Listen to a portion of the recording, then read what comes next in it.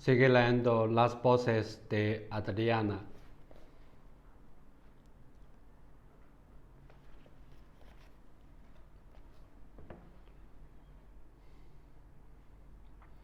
Hija, la máquina de rayos X estaba en el despacho de mi madre, que decidió abrir una consulta privada por las mañanas.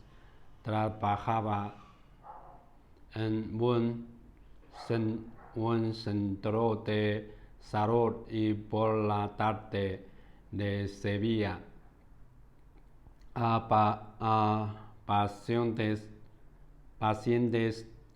en casa. Estaba de moda que los médicos tuvieran máquinas de rayos X y se compró una. En aquella época se hacía todo a la ligera, o tal vez era mi madre la que hacía muchas cosas a la ligera. Creo que no tomaba precauciones al exponerse a la máquina.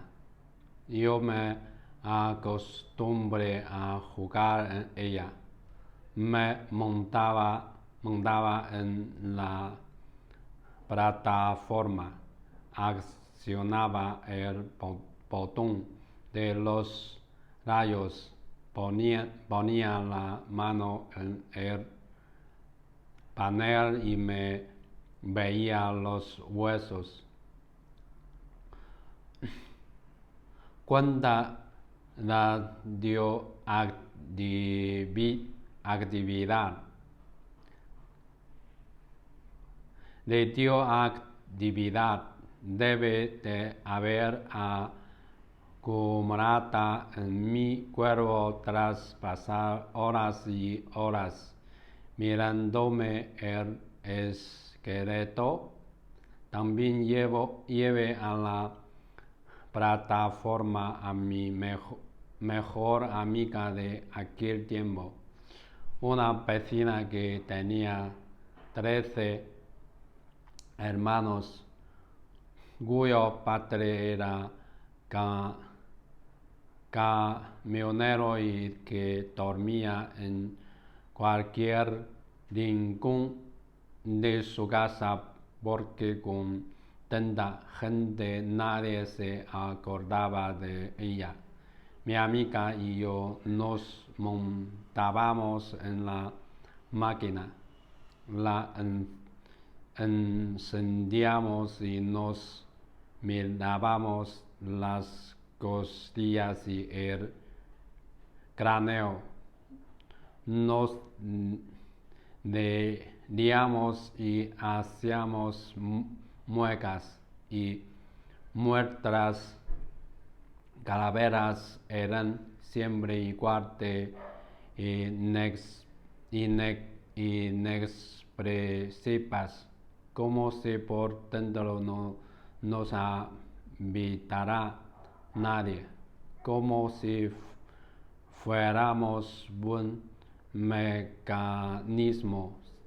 Siempre que alguien accionaba por aburrimiento, nuestras calaveras no nos asustaban.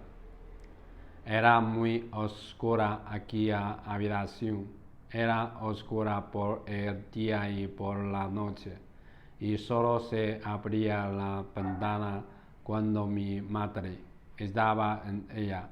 La penumbra era más sugerente que la luz, y cuando yo empujaba la puerta para entrar, tenía siempre la impresión de que el espacio se había multiplicado, de que ahí no me esperaba solo una mesa, una camilla, la máquina de rayos X y unas cortinas de flores, sino que había varios cartos y sobre todo que estaban habitados, porque cuando somos niños nunca estamos solos y siempre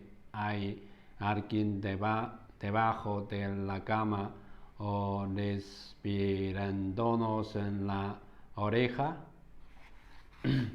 Al dejar mi madre la consulta privada tras pedir el traslado a Palencia,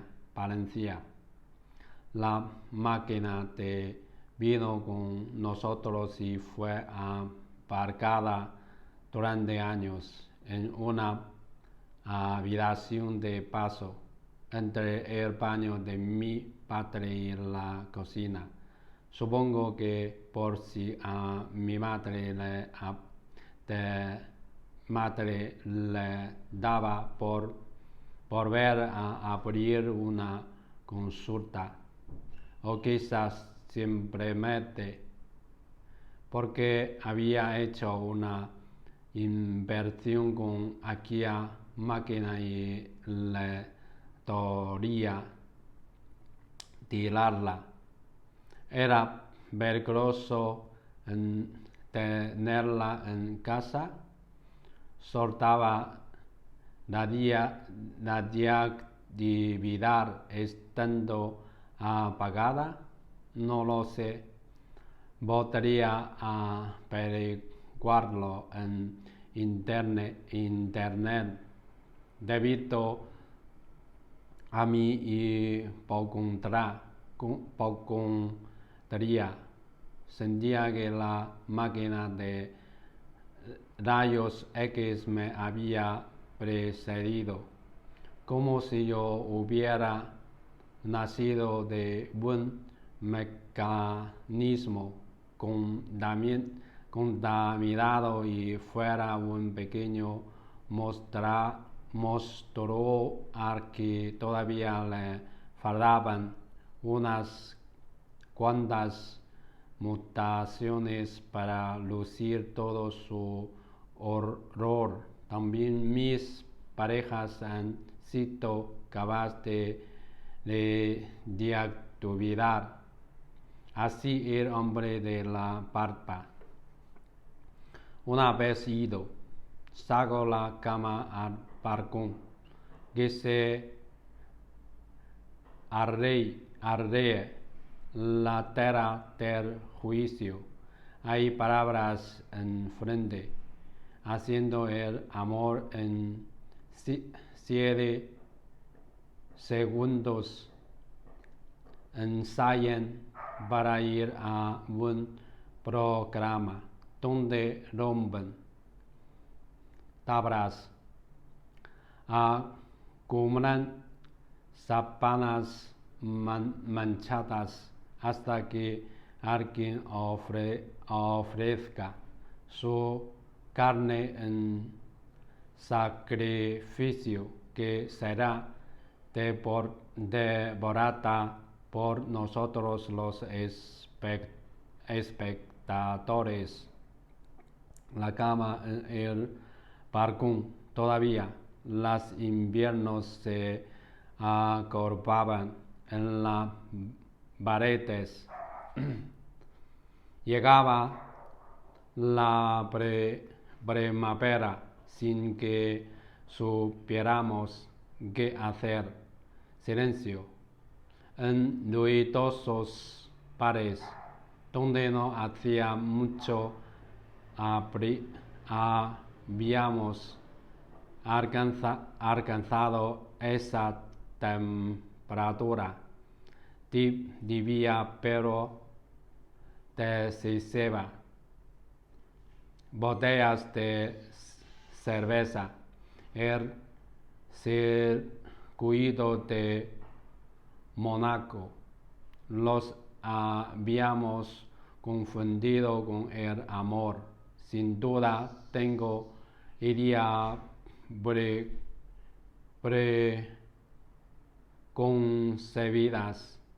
preconcebidas.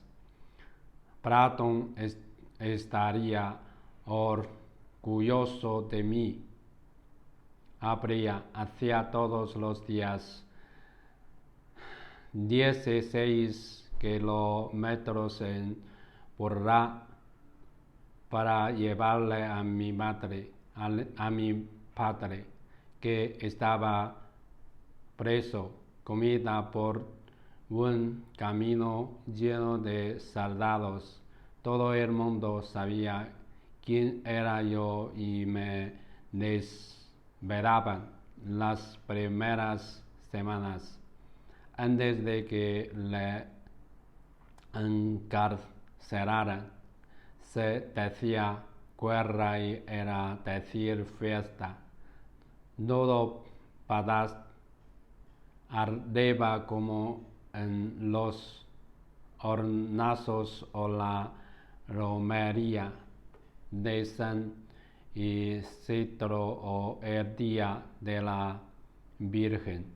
Estábamos pendientes de lo que iba a pasar y queríamos que fuera algo bueno.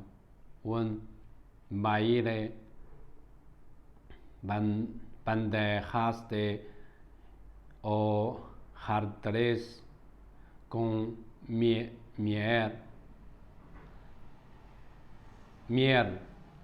la banda de música, los títeres arcuando con su hornacina llena de flores. Aquí nos podríamos encontrar. ¿Con qué música que no conocíamos nos acostaríamos esa noche? ¿Hasta qué hora nos dejarían a mi hermana y a mí correr entre las carreras de la romería?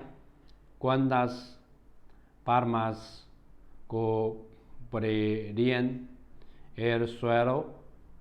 Sería posible que hubiese una montaña de palmas y que pudiéramos pecar sordos en ella, que nuestros padres se despistaran y que en las casas no apagasen los candiles.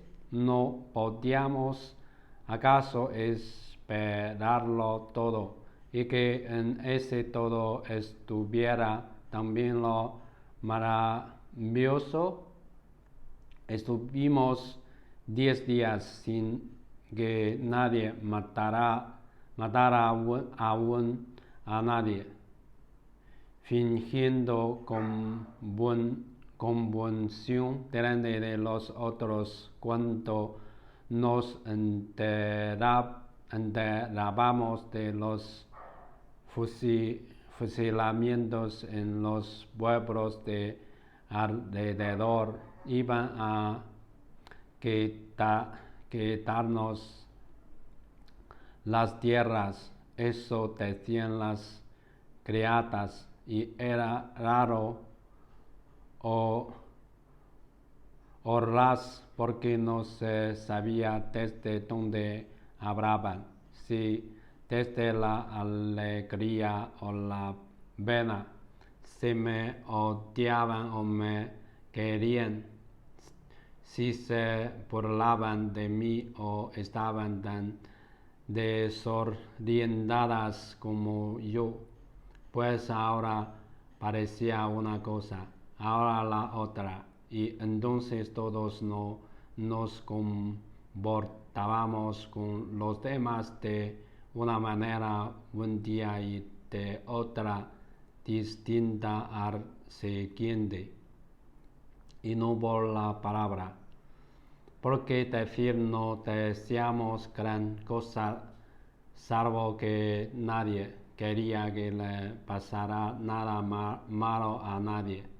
No hablaban las criadas, no hablaban los hombres que se iban al campo, no hablaban mi madre ni mi hermana ni mi maestra, no hablaban por la boca, pero sí por el cuerpo. Las costillas y los corazones y los cabellos estaban empaletonados y a continuación temorosos. Nunca habíamos sentido tantas cosas distintas los unos por los otros en tan poco tiempo. Según pensáramos que íbamos a estar por encima o por debajo, todavía no sabíamos nada de más de mis hermanos, no podíamos imaginar lo que les iba a ocurrir. Los mismos hombres a los que mi padre daba a veces trabajo en el campo veían sucios con un fusil al hombro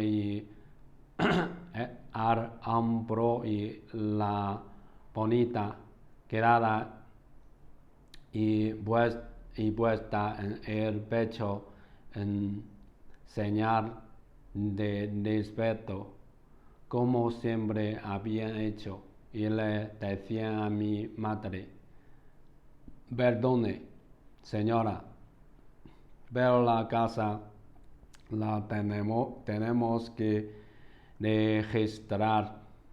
Nos quitaron primero el dinero y las cosas que había de valor para venderlas, o quién sabe, como las joyas de mi madre.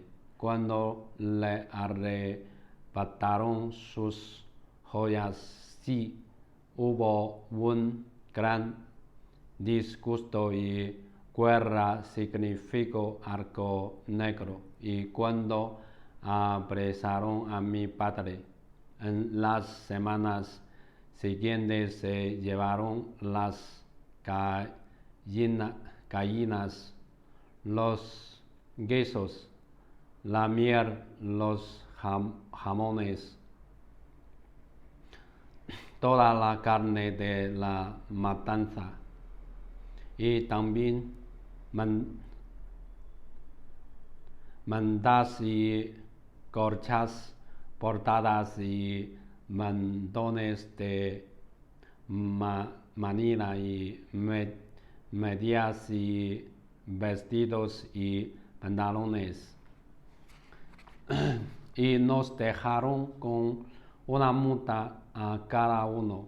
Estábamos toda la familia junta excepto mi padre, detenido en el pueblo de al lado, y mis dos hermanos mayores que se habían quedado trabajando en el ferial y sobre los que no teníamos noticias.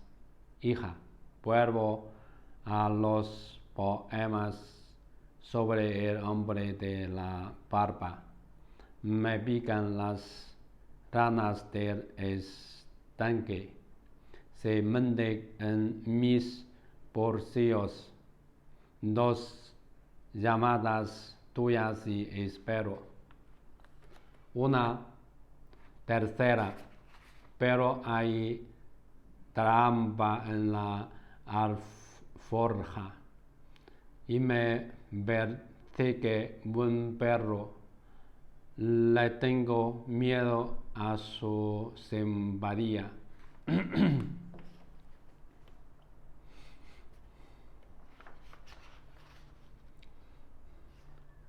Alforja es una palabra ajena a mí.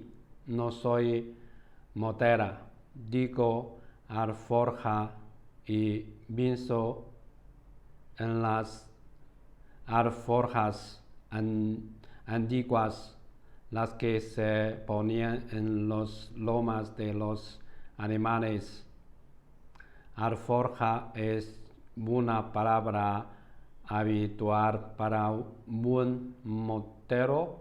En mi más temprana niñez ese término aún se usaba, pero no tiene nada que ver con el hombre de la parva, un urbanita que a veces vestía con traje porque los políticos y los jueces le invitaban a comer.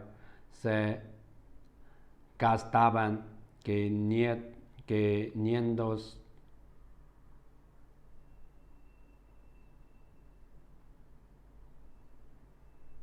o 600 euros en cada comida. Las pagaban con dinero público. Los que están arriba tienen que notar que están arriba, me dijo el hombre de la parva. Y no era una acusación, sino el reconocimiento de un hecho natural, algo así como quien tiene el pelo castaño ha de verse el pelo castaño cuando se mira en el espejo. Durante el tiempo que vivió en mi casa, el hombre de la parva se planchó sus trajes y sus camisas. Yo nunca he planchado nada. Prefiero ir arrugada antes que ponerme a planchar. Así que el espectáculo del hombre de la parva en mi salón con una vieja plancha que me había regalado mi madre y que yo no había utilizado jamás, me parecía exótico. El hombre de la parva llamaba a esos políticos y jueces mis frentes. Hoy he quedado con una frente, me decía. A veces esas fuentes le telefoneaban muy temprano por la mañana con secretos frescos con los que manchar a alguien del partido de la oposición o de su propio partido.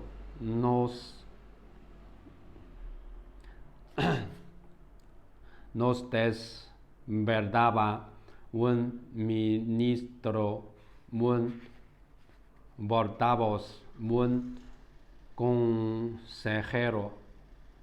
El hombre de la parva tenía información que nunca salió en la radio ni en ningún periódico. Información diferente. Por ejemplo, a ciertas prácticas sexuales no eran raras ni patológicas, pero sí resultaba estúpida la manera en que esos individuos importantes del gobierno lastivorcaban entre sus amigos. Se trataba de algo irrelevante en lo que respectaba a las responsabilidades de esas personas, pero que podía acabar con sus carreras políticas. Hoy sigo sabiendo cosas de exministros y portavoces que jamás le he contado a nadie, a pesar de que son anécdotas suculentas, y me pregunto a quién le guardo fidelidad.